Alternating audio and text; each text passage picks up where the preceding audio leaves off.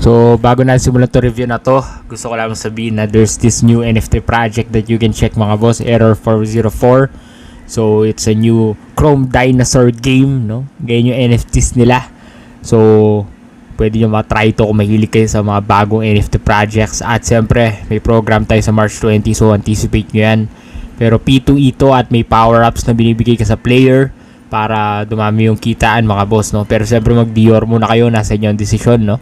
Pero I'm just showing you the NFTs mga boss, no? Dinosaurs yung NFTs at siyempre mga boss may istorya rin yan. So Web 3.0 yung advancement yan. Also may metaverse experience din dito, no? So abangan natin yan mga boss. Ethereum nga pala ang network nito, no? So just for you to have an idea, ETH siya. So may giveaways din sila. Pwede nyo follow sa social medias, no? Baka manalo kayo mga boss. And this is Error. Actually, pangalan niya mga boss, nakakatawa, no? Error 404. So, anticipate nyo yan mga boss, no? So, gagawa rin tayo na review dyan. Pero, gusto ko lamang ipakita sa inyo to na ito yung bagong dinosaur NFT game, no? Na interesting mga boss, no? Now, let's move forward to Monster Infinite Player Mon review mga boss, no? Ito na mga boss, Monster Infinite Player Mon update at may papakita rin akong staking app, yung stable pool mamaya, no? Kung may extra time kali kasamahan mo ko boss. Let's go!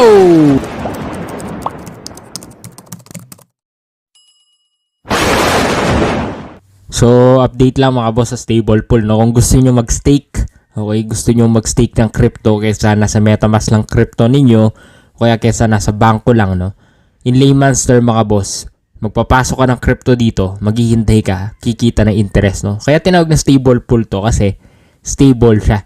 So, kung gusto niyo yung ganito, okay, kumikita ka, nakasalang lang yung crypto, pero kumbaga yung rewards dito, hindi siya maliit, di rin siya malaki, no? So, stable din. The reason is that, kung malaki to, mas volatile, no, yung reward. So, kaya stable pool siya.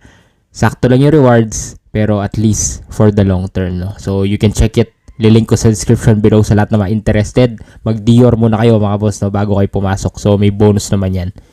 Lahat ng natin staking apps may bonus, no? Hindi naman necessarily magdi-deposit agad kayo. Okay? Ngayon, punta na tayo sa Monster Infinite update mga boss, no? Sa lahat ng mga nag-aabang dito. And of course, marami ng mga players dito and malaking community, no? Same as PlayerMon mga boss, no? So as you can see mga boss, no, may mini games na kakaroon ng mga error na finifix nila, no? So yung mga bugs, I mean, inaayos nila, which is good. So meron refactoring code to ensure a smooth connection for users daw. At may bagong in-game graphics and also development of in-game spending system. So, yan yung mga kino-consider ng devs. Another thing na ginawa sa report, no, ay merong optimization. Meaning, mga boss, yung bugs nga naka-schedule for tweaking na. So, processing flow between game server and client. Enhance user experience. May anti-cheat detection din for cheating attempts, no. Banning of users that cheat. At further optimization sa graphics at resolution and button functionality. So, next mga boss, so bukod sa bug fix, siyempre tinatanggal na nila yung mga nagdadaya, nababan na rin. Meron ng bagong in-game graphics at animation enhancement, no? So, sana hindi na lang mag-lag regarding the in-game graphics, pero ayos yan, no? At least na-improve. Also, implementation and usage of game analytics. So, at least you can track the analytics much better, no, mga boss. So, by bugs na daw, mga boss, no.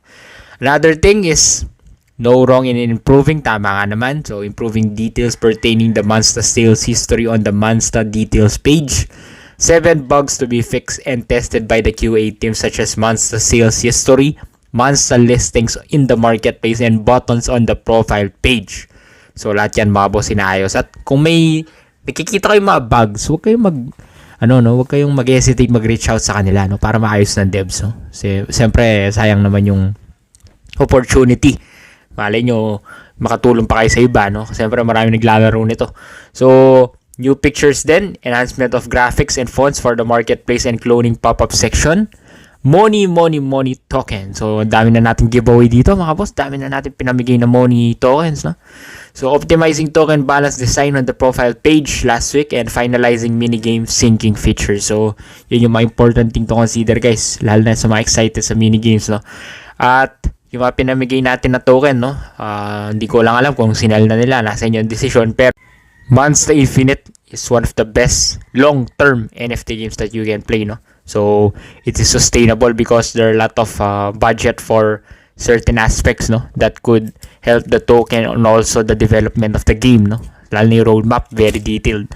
So, now let's move forward mga boss, no. After na Monster Infinite, let's review naman Playermon mga boss. Ano ba yung bago dito? So, kung titignan nyo, medyo bumaba yung value ng NFTs, no. Bumaba din yung token value. So, another thing to consider kasi nga, inihintay pa yung mga upcoming updates. But, maganda sa Playermon mga boss, masaya siya laruin, no? Saan ka makakita ng game na pinapaliguan mo yung mga NFTs mo, okay? Binibihisan mo, naglilinis ka. So, kung gusto niyo yung mga ganitong klaseng games, and also, kung titignan niyo yung gameplay ng ano niya, no? Ng nagkikipaglaban ka sa ibang characters, no? Maganda rin, no? Yung PvP niya, PvE, and also upcoming implementation sa roadmap, yun yung mga inaabangan na possibility, no, na tumaas yung token dahil dyan or NFT, no. So malaga niya yung gameplay niya mga boss, no. So kung napanood nyo yung previous reviews natin dito, makikita nyo yung nilalaro ko siya at nag-enjoy naman tayo. At yung mga nakapasok dito, sigurado kumita naman kayo, no, before talagang buwaba yung value, no. So which is nice, no. So para sa akin mga boss, keep on anticipating the risk, no, kasi nakita nyo naman yung token value mga boss pababa, no? And also yung NFT. So, anticipate nyo yung risk ngayon. Potential na mag pump ulit. Pwede, no? Depende yan sa news. Sinasabi ko nga parate, big news ang kailangan pag ganyan, no?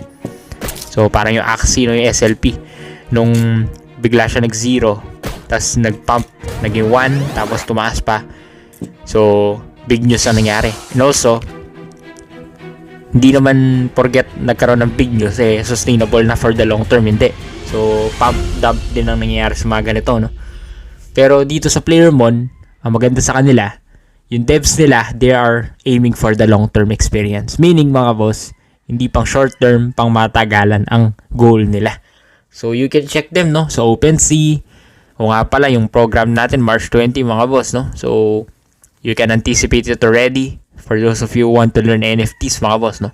And another thing to consider dito mga boss, yung mga partner companies nila, malalaki din, no? Tsaka na-feature na sila sa MarketWatch and also Yahoo Finance, no? Yung mga mahirap na ma-feature na news, no? So, Docs Devs naman to, para Monster Infinite, malaki community.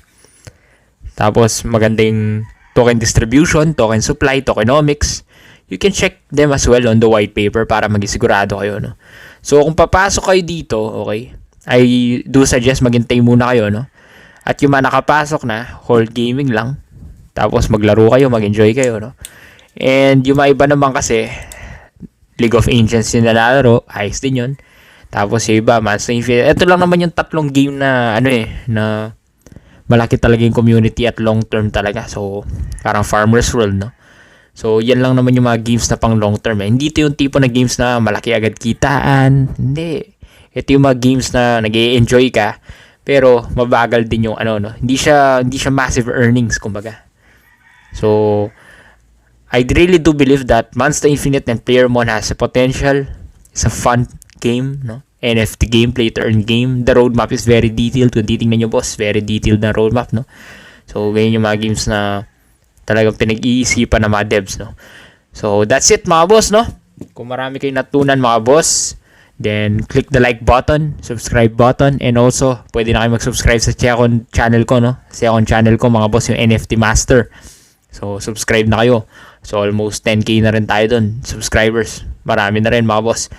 So, paramihin pa natin yan. And also, marami pa tayong giveaways, no? Tuloy-tuloy lang giveaways natin. So, hindi ibig sabihin na nanalo ka dito, hindi ka naman nasa kabila. Pwede kang manalo kahit ilang beses. Basta nag-support ka sa mga social medias ko. Okay, you're following my social media channels. Nagko-comment ka sa YouTube. Okay, sa Twitter, FB, Instagram, TikTok, no? So, that's it, guys. This is Danjo the Capital Master, your #1 NFT coach. Ingat kayo mga boss. And have a nice day mga boss. So yan yung current value ng NFTs dito, no? So stay tuned mga boss for the latest updates.